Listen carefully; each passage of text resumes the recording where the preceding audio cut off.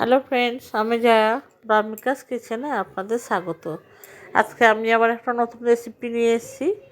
এই রেসিপিটা আপনারা শেষ পর্যন্ত দেখুন, আশা করছি ভালো লাগবে।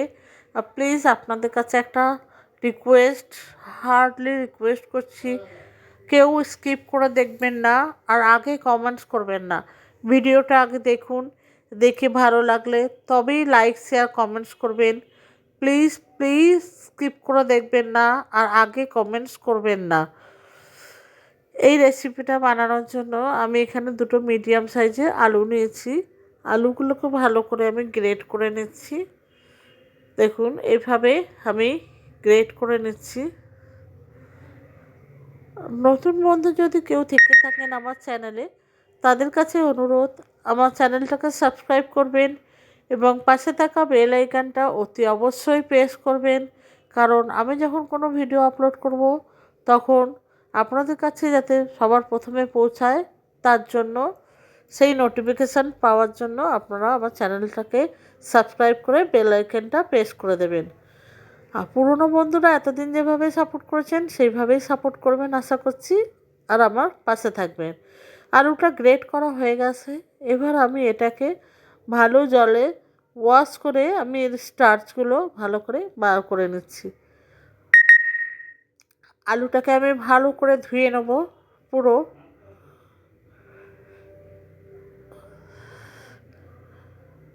এবার আমি এটাকে জল নিংড়ে তুলে নিচ্ছি। সমস্ত আলুগুলো ছেঁকে আমি তুলে নেব, দিয়ে আমি আরেকবার আমি ভালো করে ধুয়ে নেব। নতুন পুরনো বন্ধু প্লিজ কেউ স্কিপ করে দেখবেন না এবং আগে কেউ কমেন্টস করবেন না। আপনারা অ্যাটলিস্ট 3 মিনিট থেকে 4 মিনিট ভিডিওটা দেখুন, তারপরে ভালো লাগলে অতি অবশ্যই লাইক শেয়ার কমেন্টস করুন। ধোয়া হয়ে গেছে, এবার আমি আরেকবার ধুয়ে নিচ্ছি ভালো করে।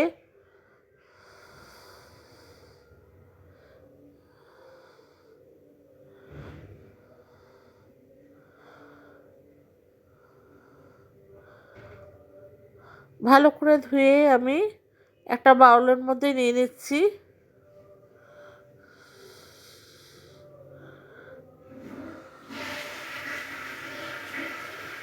সমস্ত আলুগুলোকে ছেঁকে আমি একটা বাউলের মধ্যে নিয়ে নিচ্ছি।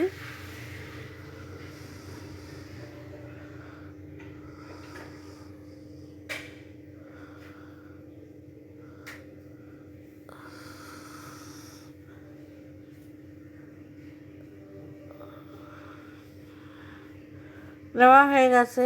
এবার আলুটা ভালো করে জল ঝরিয়ে নিয়ে আমি বাউলের মধ্যে নিয়েছি। এবার আমি এখানে দিচ্ছি একটু গোলমরিচের গুঁড়ো আর একটু বিট লবণ, দুটো একসাথে মিশিয়ে। আমি এটা আগে থেকে বানিয়ে রেখেছি। আর দিয়ে দিচ্ছি কিছুটা সাদা লবণ। লবণটা আপনারা আপনাদের মতো করে দিয়ে নেবেন, আপনারা আপনাদের স্বাদ মতো লবণ দেবেন।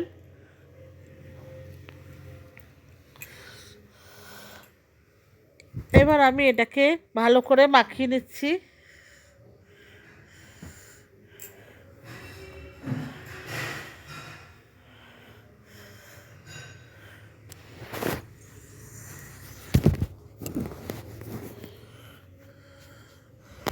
মাখানো হয়ে গেছে। এবার আমি এতে দিয়ে দিচ্ছি কর্নফ্লাওয়ার। 2 চামচের মতো কর্নফ্লাওয়ার দিচ্ছি, 2 টেবিল স্পুন দিয়ে ভালো করে আমি এটাকে মাখিয়ে নিচ্ছি।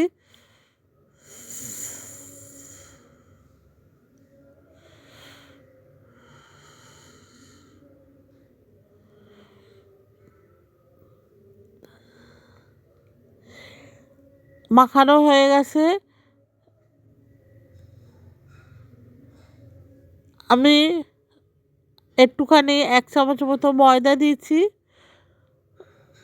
আপনারা চাইলে চালের গুঁড়ো ইউজ করতে পারেন। আমি এখানে 1 চামচের মতো ময়দা দিচ্ছি, দিয়ে আমি আবার ভালো করে এটাকে মাখিয়ে দিচ্ছি।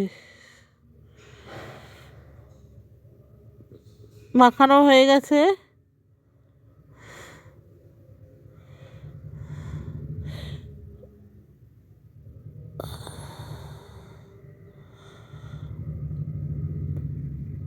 ময়দা দেওয়াতে দেখুন এটা বাইন্ডিংটাও ভালো হচ্ছে। এবার আমি ওভেনে একটা কড়াই বসিয়ে দিচ্ছি। কড়াইতে আমি কিছুটা তেল দিয়ে দিচ্ছি ফ্রাই করার জন্য। তেলটা গরম করতে দিয়েছি।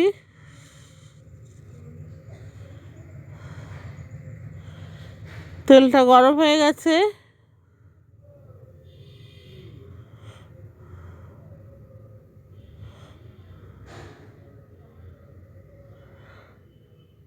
এবার আমি এখানে গোল গোল করে আমি এই যে মিশ্রণটা তৈরি করেছি আলুর, গ্রেট করা আলু, সেগুলো আমি এখানে দিয়ে দিচ্ছি। দিয়ে পকোড়ার মতো করে ভেজে নিচ্ছি।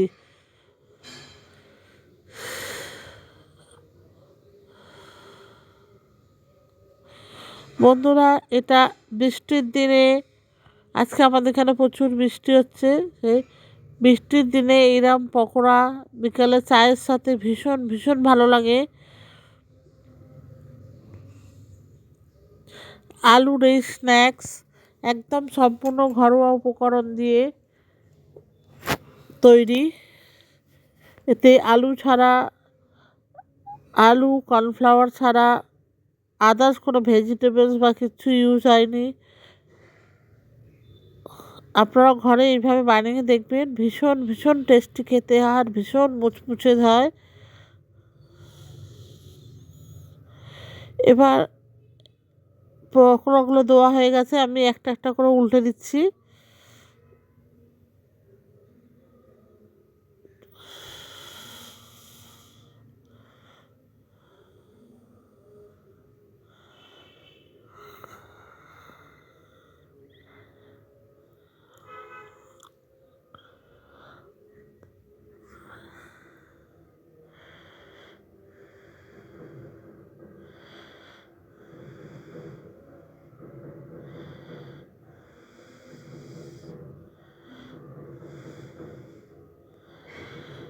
উল্টে পাল্টে আমি ভেজে নিয়েছি ভালো করে, দুটো সাইডে ভেজে নিচ্ছি ভালো করে।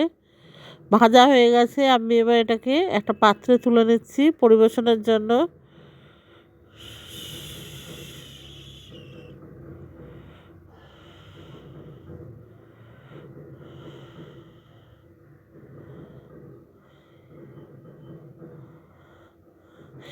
এইভাবে সমস্ত পকোড়াগুলোকে আমি ভেজে নেব।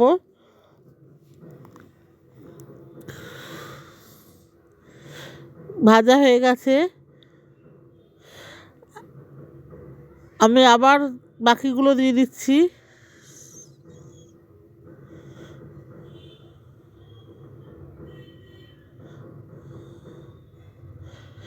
এইভাবে সব কটা পকোড়া আমি আস্তে আস্তে করে ভেজে নেব।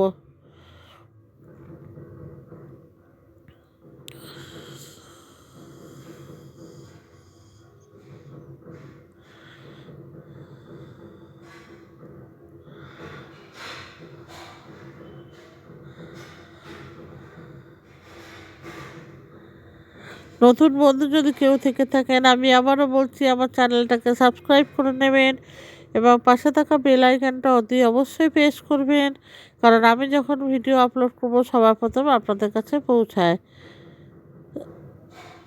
এগুলোও ভাজা হয়ে গেছে, আমি এগুলোকেও তুলে নিচ্ছি একটা পাত্রে। আমার সব পকোড়াগুলো ভাজা হয়ে গেছে।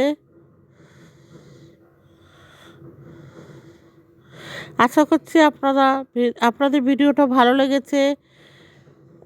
আজকে এই পর্যন্ত, আবার দেখা হবে অন্য কোনো রেসিপি নিয়ে অন্য কোনো দিনে। ভিডিওটি শেষ পর্যন্ত দেখার জন্য ধন্যবাদ এবং নতুন ও পুরনো বন্ধু উভয়কে আমার আন্তরিক ভালোবাসা।